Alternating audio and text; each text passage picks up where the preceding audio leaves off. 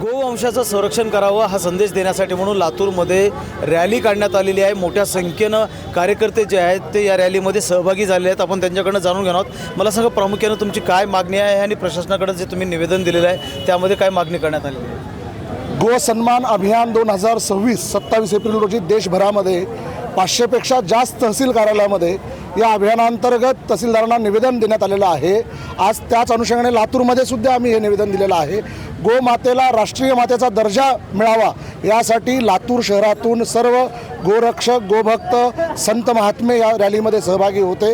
या सर्वांच्या वतीनं जवळपास 10,000पेक्षा जास्त हस्ताक्षराचं निवेदन राष्ट्रपती, पंतप्रधान व मुख्यमंत्री, महाराष्ट्राचे मुख्यमंत्री यांना सुपूर्द करण्यासाठी आम्ही आज लातूर तहसील कार्यालयाला निवेदन दिलेलं आहे।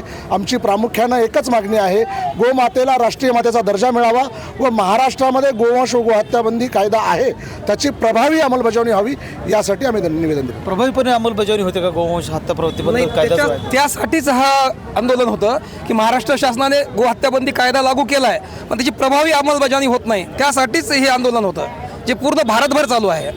काय सांगा? गोहत्याबंदी हा कायदा आहे, नियम आहे, त्याची अंमलबजावणी ही चालू आहे।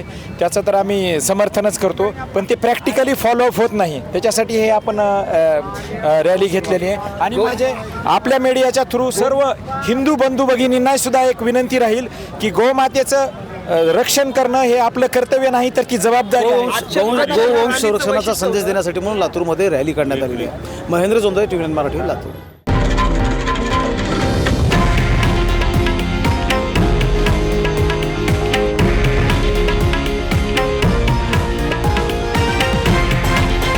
हे आहे देशातील नंबर 1 न्यूज नेटवर्क आणि आपण पाहत आहात TV9 मराठी, एकमेव।